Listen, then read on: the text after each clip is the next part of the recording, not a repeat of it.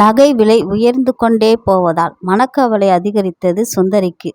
2 பெண் குழந்தைகளை பெற்ற பின் அடுத்தாவது ஆண் குழந்தை பிறக்கும் என்கிற எதிர்பார்ப்பில் மீண்டும் கருவுற்ற நிலையில் 3வது பெண்ணாக பிறக்க வேதனையின் உச்சத்துக்கே சென்றிருந்தாள். கல்யாணமாயி 10 வருஷமா குழந்தையே பிறக்கலைன்னு கோயில் கோயிலா சுத்துறான்ற அத்தை பொண்ணு சுகன்யா. ஆம்பளை குழந்தையோ பொம்பளை குழந்தையோ கடவுள் கொடுத்த கையேந்திரதை விட்டு போட்டு கவலைப்படுறதுக்கு என்ன கிடக்குது? நகைன்னு சொல்றியே, நான் போட்ட 30 பவுன் நகையை வச்சு 30 வருஷமா நீ என்னத்தை பண்ணி போட்ட?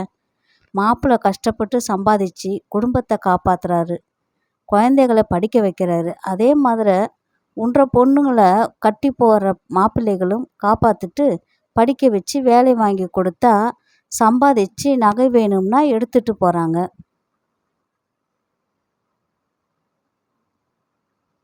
அதை விட்டு போட்டு அன்னாடம் கவலைப்பட்டு உன்ற உடம்பை கெடுத்துக்கிட்டிங்கன்னா அதில் கல்யாணம் ஆகி புள்ள பிறப்புக்கு பிறந்த வீட்டுக்கு வந்தால் உதவிக்கு யார் வருவா?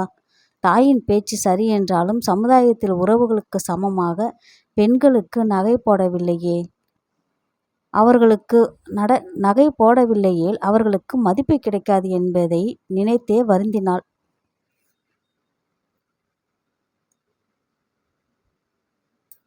அந்த ஸ்கூலில் சேர்த்தாம இந்த ஸ்கூலில் சேர்த்து படிக்க வச்சிருந்தா அத்தனை பவுனு அந்த காரு எடுக்காமல் இருந்திருந்தா அந்த பணத்துக்கு இத்தனை பவுனு கொஞ்சம் சிக்கனமாக இருந்து விலை கம்மியாக இருந்தபோது மாதம் 1 பவுன் எடுத்திருந்தா இத்தனை பவுனு, அதுக்கு பதிலாக இதை எடுத்திருந்தா அத்தனை பவுனு, இதுக்கு பதிலாக அதை எடுத்திருந்தா இத்தனை பவுனு, அப்படி எடுத்திருந்தா இன்னைக்கு வீட்டில் இருக்குமே 300 பவுனு என நடந்து முடிந்ததை நினைத்து வருந்துவதே வேடிக்கையாகிவிட்டது சுந்தரிக்கு.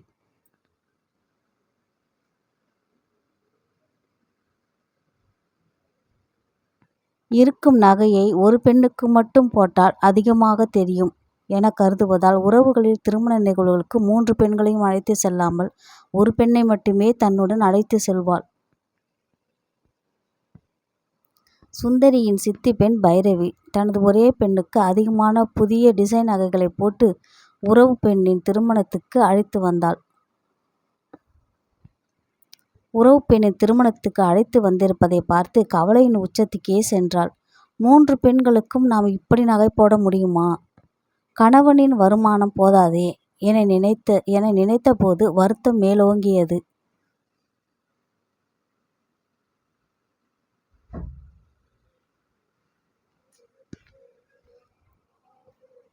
சுந்தரி அக்கா, எனக்கு கல்யாணமான போது 3 பவுனு நகை தான் எங்கள் வீட்டில் போட்டாங்க. ஆனால் 30 பவுனு உங்கள் வீட்டில் உனக்கு போட்டாங்க. இப்போ என்ற பொண்ணுக்கு 100 பவுன் எடுத்து வச்சிருக்கேன்.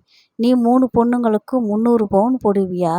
முடியாது தானே. பாத்தியா, கடவுளின் நிலைமையை தலைகீழாக மாற்றி போட்டாரு.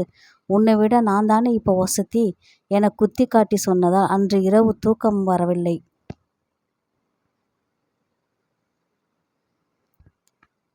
இப்படிப்பட்ட சொந்தக்காரங்க எதுக்கு வேணும்? நம்ம நிலைமையை பார்த்து ஏளனமாவா பேசுவாங்க என கணவனிடம் கூறி கண்ணீர் சிந்தினாள்.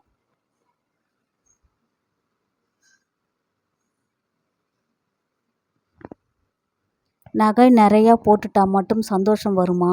உன்னோட சித்தி பொண்ணோட பொண்ணுக்கு படிப்பு வரல, 10வது வரைக்கும் தான் படிச்சிருக்கா.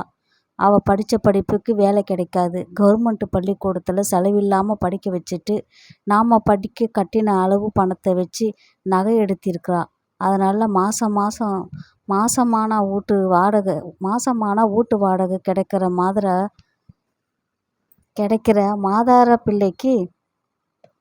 மாதார மாப்பிள்ளைக்கு கொடுத்தாதான் அவளால் வாழ முடியும். அதனால் நகை போட்டு கொடுக்கணும். ஆனால் நம்ம பொண்ணுங்க நல்லா படிச்சிருக்காங்க, வேலைக்கு போய் சம்பாதிப்பாங்க. அவங்களுக்கு நகை எதுக்கு போடணும்? ஏதோ ஒன்றைத்தான் செய்ய முடியும்.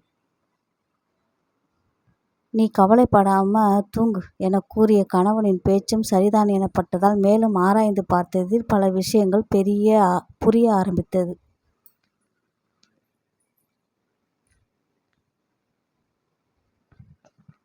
வரும் வருமானத்தில் உயர் படிப்பை அதிக செலவழித்து பெண்களை படிக்க வைத்து அதிக நகையிலையும் போட நடுத்தர குடும்பத்தால் எவ்வாறு முடியும்? படிக்காத பெண்களுக்கு நகை எடுக்க முடியும். அந்த நகை அவர்களுக்கு பாதுகாப்பு. படித்த பெண்களுக்கு படிப்பே பாதுகாப்பு. இதில் ஏதாவது ஒன்றுதானே சாத்தியம் எனும்போது ஒருவரை பார்த்து மற்றவர் கவலைப்படுவதில் என்ன அர்த்தம் இருக்கிறது என்பதை புரிந்தபோது நிம்மதியானால்